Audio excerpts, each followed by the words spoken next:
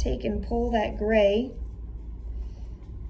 and I'm going to put that towards the top here, because on the dog, that's where it's darkest.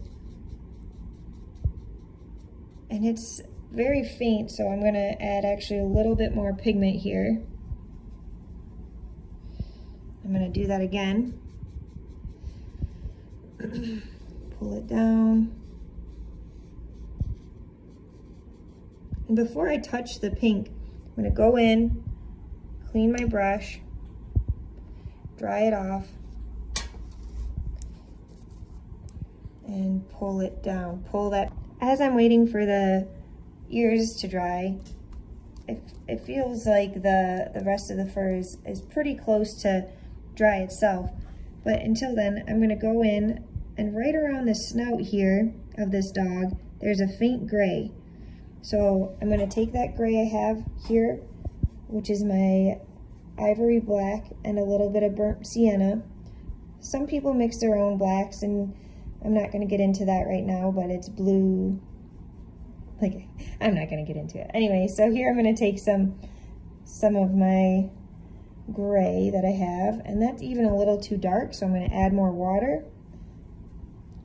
Mix it up, because it's a very faint gray. Really mix it. Remember, watercolor, if you don't want harsh edges, you have to mix it. Otherwise, the pigment kind of just sits and isn't mixed throughout the water. Okay, that looks good compared to the white on the butcher tray. I'm going to go over here, look at my dog, and say, okay, it's right just around the edges here, kind of where the mouth starts, the opening of the mouth, and up through here, and a little bit. I'm even gonna go kind of right around the nose here. This nose is gonna be pretty dark once I do paint it, but there we go. And see, right now it's like a harsh line. It's just a harsh gray line. So I cleaned off my paintbrush, and I'm gonna go in, and I'm ever so slightly gonna